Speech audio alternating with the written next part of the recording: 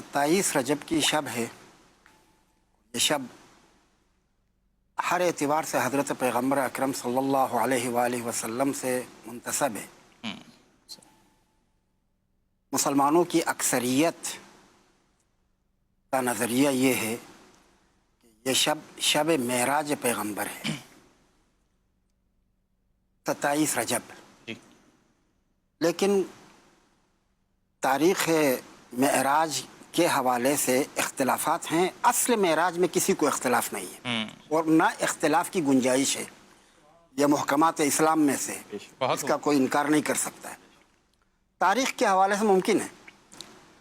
हमारे पास 27 रजब की शब जो है वो शब बेअसत है। हमारे पास जो नुक़्ता नज़र है वो यानी पैगम्बर अकरम पर वही नाजिल हुई है गार हिरा में और आपकी नबूवत का आगाज़ हुआ है इस शब से। इस बिना पर यह शब बेअसत है हमारे नुक़्ता नज़र से।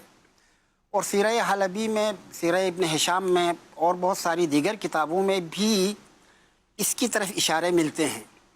और पैगम्बर अकरम सल्लल्लाहु अलैहि वसल्लम की मेराज के हवाले से तारीख़ में इस एतबार से इख्तिलाफ़ है कि बाज़ कहते हैं कि ये पैगम्बर अकरम की हिजरत से बेअसत के बाद 10 साल के बाद ये वाक़ हुआ। बाज़ कहते हैं हिजरत से 1 साल कबल का वाक़या है। बाज़ कहते हैं हिजरत से 16 महीने पहले का है। बाज़ कहते हैं हिजरत से 17 महीने पहले का है। तो ये इख्तिलाफ़ नज़र है।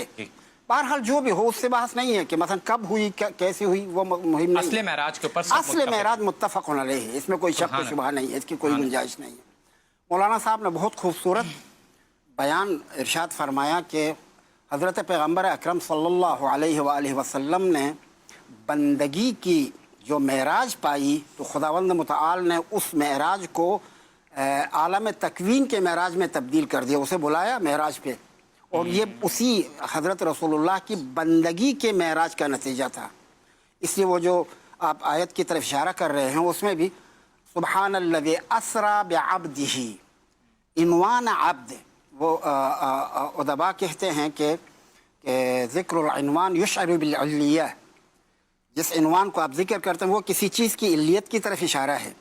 अब्द का लफ्ज़ इस्तेमाल होना इस बात के लिए इशारा है कि कमाल अब्दियत के नतीजे में ये मेराज पैगम्बर को हासिल हो गया। सुभान अल्लाह। कमाल अब्दियत का नतीजा था जो हज़रत पैगम्बर अकरम सल्लल्लाहु अलैहि वसल्लम को हासिल हुआ। और ये वाक़अन तारीख़ बशर में बेमिसाल वाक़या है। इसकी नज़ीर नहीं मिलती कहीं पर, न गुज़श्तगान में न आइंदा कभी। ऐसा होगा नहीं कि कुल कायनात की सैर खुदा ने किसी बंदे को कराई हो।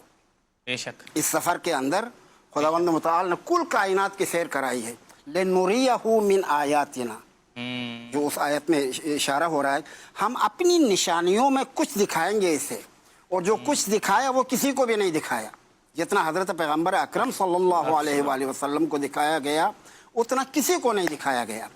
और इस आलम में ये जो हमारा कुरे अर्ज़ है, कुरे अर्ज़ की फ़ज़ा को चीर के ऊपर की फ़ज़ाओं की तरफ ले जाना, यानी ऊपर भी कहाँ तक। मसलन अभी आपने अल्लामा इक़बाल का एक शेर की तरफ इशारा कर दिया। क्या किसके ज़द में है गर्दूं, क्या बता दिया? आलम बशरियत की ज़द में है गर्दूं। ये आलम बशरियत के ज़द में है गर्दूं। यानी वाक़या मेराज से ये पता चलता है कि आलम बशरियत की ज़द में है गर्दूं। तो इस गर्दूं की सैर खुदावंद मुतआल ने हज़रत पैगम्बर अकरम सल्लल्लाहु अलैहि वसल्लम को कराई। और कुरान मजीद में एक आयत है, या माशरल जिन्न वल इंस इन इस्तताअतुम अन तनफुज़ू मिन अक़तारिस समावाति वल अर्ज़ फनफुज़ू ला तनफुज़ून इल्ला बिसुल्तान। यानी अगर आप क़ुत्र समावात व अर्ज़ीन में घुस सकते हो तो घुसो। यानी घुसना मुमकिन है लेकिन उसके लिए सुल्तान की ज़रूरत है। और वो सुल्तान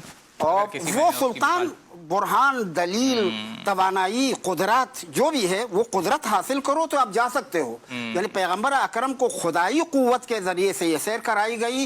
ये गोया आलम बशरियत के लिए एक निशाना था कि गुजरना मुमकिन है इस कायनात में, यानी वहाँ तक पहुँचना मुमकिन है। लेकिन जिस बुलंदी तक हज़रत पैगम्बर अकरम सल्लल्लाहु अलैहि वसल्लम पहुँचे हैं वहाँ तक अब किसी का पहुँचना मुमकिन नहीं है।